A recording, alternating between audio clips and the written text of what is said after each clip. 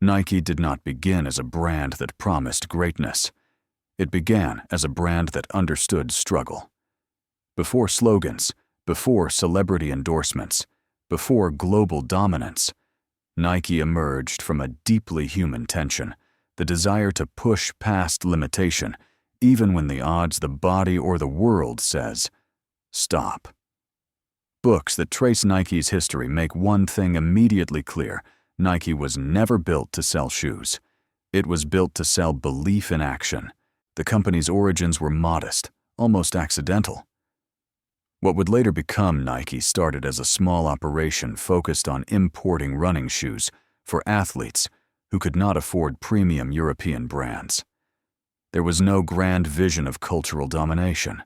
There was frustration with equipment that held athletes back, frustration with systems that favored institutions over individuals. This frustration became the emotional foundation of Nike's identity. One of the earliest and most important insights in Nike's story is its understanding of the athlete, not as a professional archetype, but as a mindset. Nike expanded the definition of athlete long before the public noticed. An athlete was not just someone who won medals. An athlete was anyone willing to try to sweat, to fail, and to try again. This reframing was radical. It allowed Nike to speak to the masses without diluting intensity. Books emphasize that Nike's brand was forged not in boardrooms, but on tracks, courts, and streets. Feedback came from bodies in motion. Shoes were tested in pain. Design evolved through performance, not theory. This closeness to the physical experience of sport gave Nike authenticity that competitors struggled to replicate. Nike did not observe athletes from a distance. It listened to them while they were exhausted. Another recurring insight is Nike's early embrace of narrative over specification. While competitors competed on materials and construction details, Nike competed on story. Not fictional stories, but emotional ones. The story of pushing through fatigue, of ignoring doubt, of starting before confidence arrives. This focus allowed Nike to transcend product cycles. The message mattered more than the model. Nike's visual identity reinforced this philosophy. The swoosh was not designed to be elegant. It was designed to suggest motion, speed, momentum, forward force. Books recount how the logo's simplicity became a strength. It did not distract. It amplified. The swoosh felt less like decoration and more like a mark left behind by movement.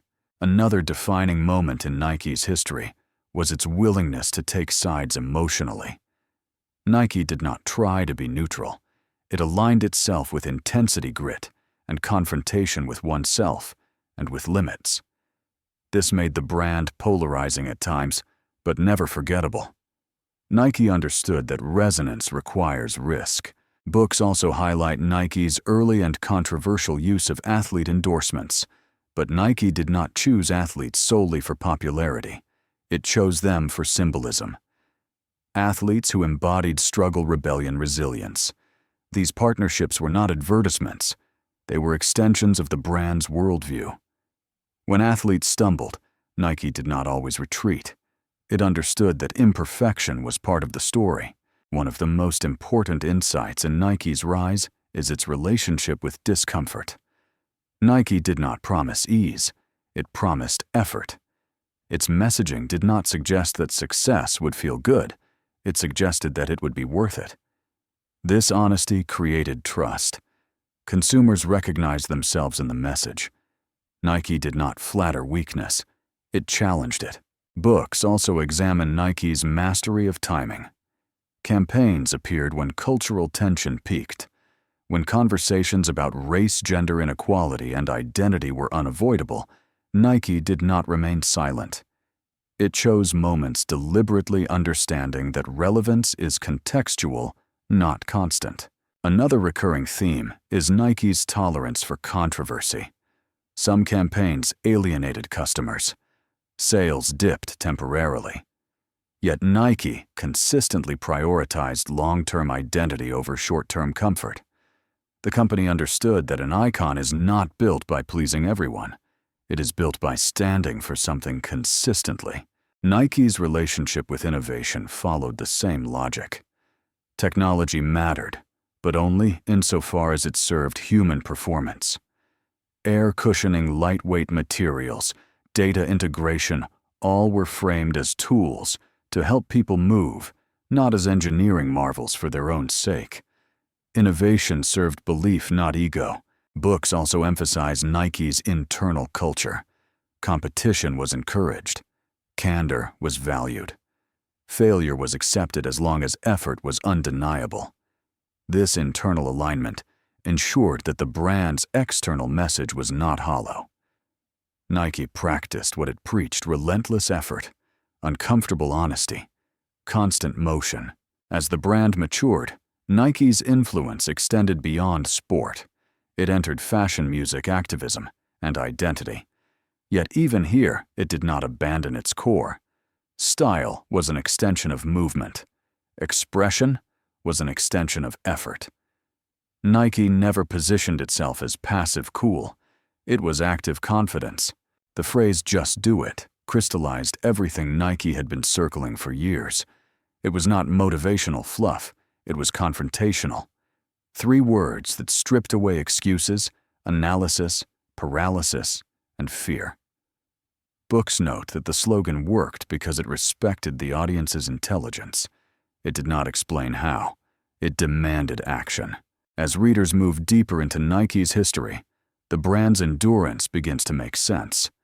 Nike did not attach itself to winning. It attached itself to trying. Winning is rare. Trying is universal.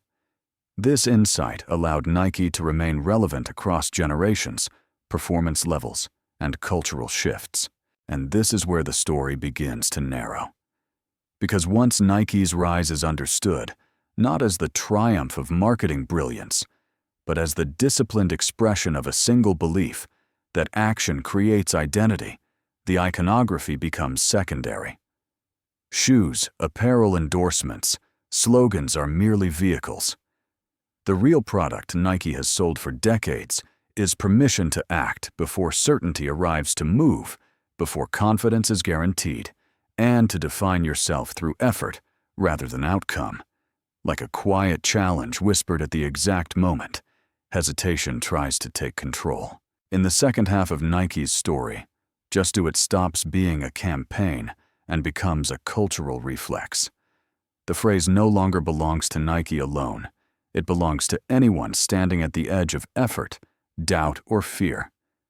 This is the moment where Nike's brand crosses a rare threshold. It no longer motivates from the outside. It activates something already inside the individual. Books that analyze this phase emphasize that Nike succeeded by refusing to overdefine the message. Just Do It does not specify the action.